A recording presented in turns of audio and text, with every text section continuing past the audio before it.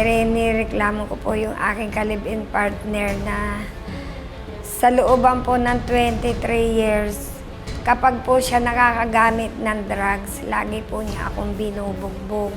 Pero sinabi po ng nanay niya na wag kong kakasuhan, iparirehab na lang namin. Nung Friday pong gabi, binugbog niya ako.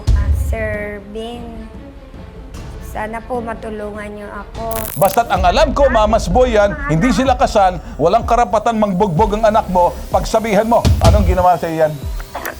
Dinos po. Dinos por dos ng adik na anak mo. Ang kanyang tinitinda, kung base sa kwento mo, ay para sa pangtustos lang ng kanyang bisyo, droga. Gagamitin namin to laban sa adik na anak mong mamas boy, nakakuha ng restraining order na wag nang lumapit dito kay Aurora. Ayaw niya na, sinasauli niya ang anak mo sa'yo.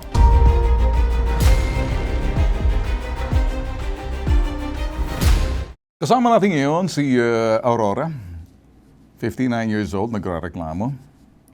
Okay, Aurora, huwag ka nang umiyak. Relax ka lang, nandito na tayo, okay? Tatanong ko lang sa iyo para mabilisan, ano? Sino ba ang bumili ng bahay na to, ang ikay kasambahay? Paano niya nabili? Kaya ba'y kasama yung mister mo or ikaw ang, paano to? Ano Hindi po, sir. Nakatira po kami sa tabing ilog kasi nagbili po ako ng rights para makatayo po ako ng kubo-kubo sa tabing ilog. Ngayon, nahagi po ako ng 3 meters na ano po ako may relocate sa Bulacan. Okay. Kaya po hindi ko po siya isinama sa pangalan kasi unang-una po sabi ng mother Kayo ba'y kasal? niya. Hindi po. Ay, hindi kayo kasal. Sabi po ng... Sige, pakinggan mo muna ako. Dadaratso na kita, ano? Opo. Kasi ang kwento mo rito mahalaga. Solusyon na tayo agad. Opo. Kaya ako nagtatanong sa iyo, ayoko na pakinggan ng kwento mo dahil narinig ko ng kwento mo. Galit ako dun sa mister mo. Kulang lang yung lublub ko sa putikan to eh. Kung maaari, lublub ko sa imbornal eh. Kung maaari lang eh.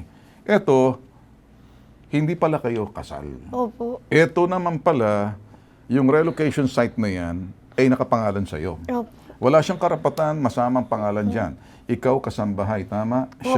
Siya, nagpapalaki lang ng ewan. Bombolyas. So, dahil sa bombolyas na siguro, sobrang laki na. So, wala siyang trabaho, tama? Nagtitinda po ng malunggay sa mga palengke. Wala. Okay, titinda ng malunggay. Pero ang malunggay na tinitinda niya, napupunta naman sa tawag dito, drugs. pangdodroga. Opo. So, sa makatuwid, ang kanyang tinitinda, kung base sa kwento mo, ay para sa pangtustos lang ng kanyang bisyo, droga. Ikaw, ang iyong trabaho bilang kasambahay ay talagang trabaho para buhayin sarili mo. Sino nagpapakain dito sa taong ito? Kasi ang malunggay na kanyang tinitinda, ipandodroga niya. So, sino nagpapalamon dito? Minsan nauwi po siya sa mama niya. O di sa nanay niya siya pumuwi na pinapakain. lang. Sige na, okay. Doon na lang siya sa nanay niya umuwi para nang sa ganun. Wala nang maraming sa chat kasi hindi naman palakas. Mamas boy pala to. Tama? Yung una, ba't siya lagi umuwi sa nanay niya? Dapat nandun siya sa nanay niya. Nanay niya na bahala doon sa sa anak niya. Tsaka, matanda na tong anak. Ilang taon ng mister mo, itong kinakasama mo? 57 na po. 57. No? Puro na kayo mga golden oldies na. Papasok na kasi sa 60. So, sino naman to si Carmelito Orbe? Iyan po yung nanay niya. Nanay. Sige, sa linya ng telepono. Ang nanay ng mamas boy na kinakasama mo, si Carmelita Orbe. Carmelita Orbe, magandang umaga sa iyo. Gandang umaga din po. Kumusta naman ang anak ninyong mamas boy? Hindi po mamas boy yung anak Ano, ko. sige. Sila po ang nagsasama. Hindi, kaya nga, lagi daw ganito pa. Hindi po ganon. Ang anak ko po, ang naghahanap buhay, nag-aano ng malunggay, sa totally po, hindi po trabaho ng anak ko yan, may pinag-aralan po anak ko. Pero Ang nagdodroga. nagtuturo po dyan, Pero ang anak niyo hindi po. nagdodroga, ma'am. Nag-aano dahil sa kanila. Okay, sa yung anak niyo po ba, ma'am, nakarehab? Na-rehab na ho. Na-rehab. Kumusta naman ang anak niyo ngayon, Mrs.? Okay naman po siya. Nagpupunta Okay na siya. Maayos Mrs., naman po. pinakikita nitong si, ito sa bagay, matatanda na po to, Carmelita, siguro naman, baka 70 na po kayo siguro dahil anak niya 57, tama? Alam niyo po, Mali Mrs. po. Mrs. Ang mga Kayo po ba, sinasabi po anak ninyo, Mrs. Anak ninyo 57 na, tama? Okay, so sa makatuwid, kayo po ba, Mrs. nasa 70 na? Nasa po? 70 anyos na? 70? 74 na po. 74. Kaya ko po tinanong, matatanda na po itong mga tao, hindi na natin dapat pinakikialaman. Okay? Ay, hindi ako nakikialam. Okay, sige Mrs. Ganito. Hindi nga kayo nakikialam, pero dito sa sinasabi ninyo, parte na kumbaga, yung hong pagre-rehab ng anak ninyo, inintindi naman daw nito ni si Carmelita. Alam niyo po, mali Hindi, po Mrs. ang mga sinasabi Ayoko ko. makinig sa mga ganyan. Kasi dito, nakita kong pambubugbog ng anak ninyo, tuturuan po namin pumunta ng Bausi dito para makakuha ng restraining order uli sa anak ninyo. Na wag nang guluhin itong si Aurora dahil hindi naman po kasal ang anak ninyo kay Aling Aurora. Tama? Teka po. Hindi sila kasal, Mrs. Legal. Kasal. As in, kasal sa huwes. Oh, kasal ba hindi sila na sa po huwes? sila kasal. Hindi sila Hindi po. kasal. Oh. Opo, hindi sila kasal. Opo, nagkahanap po ni ako Mrs. ng maayos Mrs. yung Sandali. anak ko. Hindi sila kasal, Mrs. Tama? Okay, tapos. O, hindi kasal. O, sa makatuwid, walang karapatan itong anak mong Mama's Boy na bugbugin to at sumama na rito dahil ayaw na ni Hindi Carmelita. po. Ayaw na po Alam niyo nitong Mrs. Ni May Aurora. istorya po yan. Ayaw na ni Aurora. Binabalik na ni Aurora ang anak mong Mama's Boy sa'yo. Ay, hindi po ganun yan. Hindi na, hindi. Basta't binabalik niya. O, gusto mo ibalik sa nanay? O, binabalik na raw ni Aurora. Binabalik na ni Aurora, Mrs., ang Mama's Boy mong anak sa'yo. Okay na? Alam niyo po, Hindi na, ayoko nang malaman. Basta't ang alam ko, Mama's Boy yan, hindi sila kasal, walang karapatan mangbugbog ang anak mo, pagsabihan mo. hindi ho siya pinubugbog. Sandali ha, pakita mo litrato. Tuturuan ko to ngayon, eto, anong ginawa sa yan? Dinos po. Dinospordos ng adik na anak mo. Sa totoo lang Ay, Mrs., ganito. Gagamitin namin to laban sa adik na anak mong Mama's Boy, nakakuha ng restraining order na wag nang lumapit dito kay Aurora. Ayaw niya na. Sinasauli niya ang anak mo sa'yo. Okay Alam na ba? niyo po, Okay na. yung mga gamit niya, mga Ay, walang problema. Isauling gamit. Okay? Anong bang gamit nito? kukunin niyo lahat. Mga tuter. Yung mga gamit po namin na pinagsamahan namin pinundar. Ano yung gamit na yon? Kunwari po yung sopa, Sopa. washing, ganyan. Siya ba'y kumikita?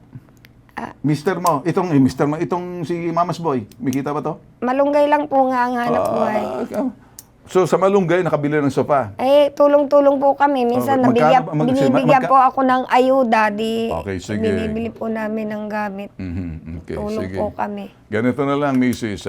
Ganito na lang. Ay, Mrs. Hindi, Aurora, ganito na lang. Iniiwas kita dito sa Mama's Boy na kinakasama mong butangero, adik pa. Opo. Walang kwenta na yan, patapon na yan. Lumapit ka sa akin, nagpatulfo ka. Opo. Ayokong makinig sa mga istoryang mga ganyan. Hindi ako tulfong ganyan. Ibang tulfo ako. Kapag ang taong nangaabuso sa loob ng pamamahay, iba't ibang pagmumukha ng pang-aabuso, kakastiguhin ko. Opo. Ang kastigong gagawin ko yan, una sa lahat, siguro ibalik muna, itapon siya roon sa nanay niya. Okay ba sa'yo? Pumapayag ka, o itapon Papayag po natin. ako. Kapag siya'y bumalik uli, dahil ginagawa kang pananakit, bibigyan natin ng restraining order, kukuha ng restraining. Tutulungan ka namin sa Violence Against Women and Children na wag nang lumapit itong adik na boyfriend mong Mama's Boy. Opo. Okay na ba yan? Yan ang dahilan kung bakit ka pumunta sa amin. Okay po. Opo. Wag lang magkamali to. Matatawagan ba natin tong Mama's Boy na to? Nandyan po yata sa nanay niya. Wala na po ang cellphone niya. Wala. Sa nanay niya. Sa Di magtago na siya sa palda ng nanay niya. Tumingin lang siya, makikita niya yung pulis. Ang pulis kasi may mga bigote. Ako, hindi ako pulis, pero may bigote Lumaban ako. nga po yan sa barangay. May video po siya sa Sabi barangay ko nga, ng Mrs., Batasan. ako, tandaan mo, mag-ingat ka sa mga taong may bigote. Ang may bigote sa mga tulfo, ako yung tigre. Ngayon, kung siya magtatago sa ilalim ng palda niya, pag tungila siya sa palda ng nanay niya, makikita niyang bigote, walang pulis doon. Ako yung totoong may bigote na talagang kastigador sa mga taong nananakit. Okay, cargo na kita. Huwag ka na mag-alala dyan. Kumusta naman sa barangay ninyo? Yun nga po, sa kanila lang daw po, pag-aareglo lang yung gagawin Walang nila. mangyayari sa areglo na yan. Huwag na natin pag-usapan yan. Ako na magsasabi, simula ngayon, dapat may sasabihin ko, Cap Victorino Hirona Jr. Huwag ka nang sumagot. Hahaba pang istoryahan natin. Ayoko ng istorya-istorya. Tumingin ka sa bigote ko. Ayos ba dito?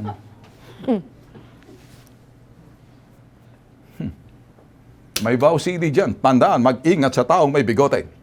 Kaya ikaw, yung boy, itong mamas boy, pangalan? Ariel Laurel po. Ariel, magtago ka sa palda, sa ilalim ng palda na misis mo, ng nanay mo, tumingala ka. Ibang bigoteng makikita mo, hindi kasing angas ng bigote ko. Period. Simula ngayon, malaya ka na. Hindi ka na pwedeng may vow CD ang barangay na pwedeng mag-assist, magsampa ng kaso.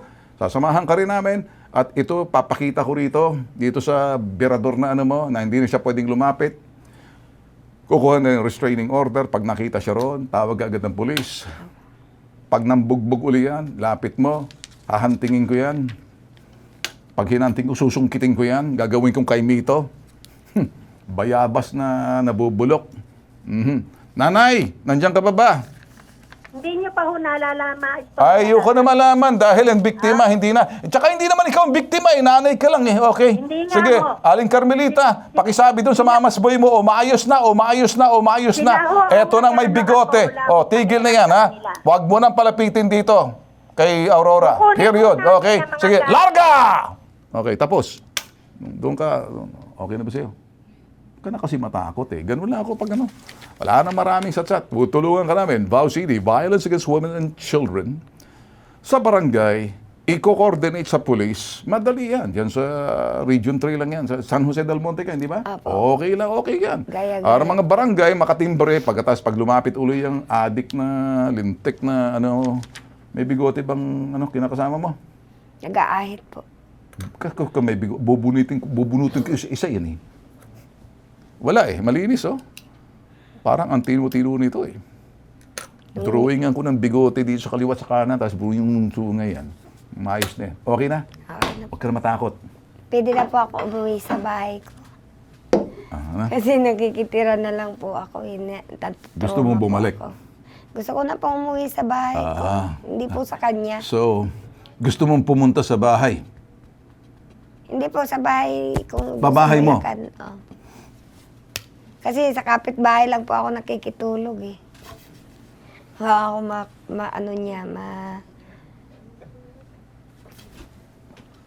Hindi pala to. Hindi. Mali ang gamit. Mali. Hanapan natin, ha? Sandali lang. Ito yung, ikaw, Ariel, ha?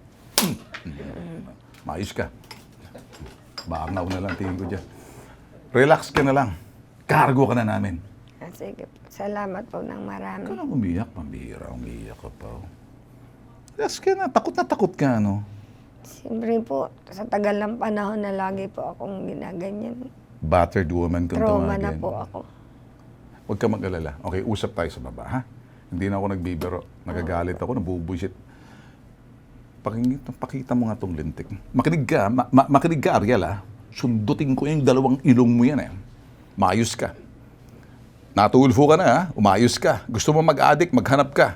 Mag-addict ka, magbigti ka. Kumuha ka ng kutsilyo. Laslasin mong liig mo kung gusto mong buisit ka. Okay na? Galit ako sa mga taong butangero, abusado. Kahit sa loob ng pamamahay, walang karapatan ng sino man, mang-abuso, manakit sa anak, or anak sa magulang, or kinakasama lang, tulad nitong addictus na to. Nagtago ka na sa ilalim ng palda ng nanay mo. Pag nakita mo yung bigote, ako yon. Sa ilalim ng palda ng nanay mo, magtago ka, tumingala ka, makikita mo, hindi bigote. Bang-usapan, matakot ka sa akin. Ito'y totoong bigote to. Higit sa sumbungan, imbestigahan at anumang reklamo, bibigyan solusyon at aksyon. Nag-iisang pambansang sumbungan, may tatak. Hindi nagbibiro. Serbisyo, tulong, may tatak. Tatak, Tulfo, si Ben Tulfo, si Bitag. Ito pong programa, tagapagtanggol ng mga inabuso, niloko. #Ipabitag mo.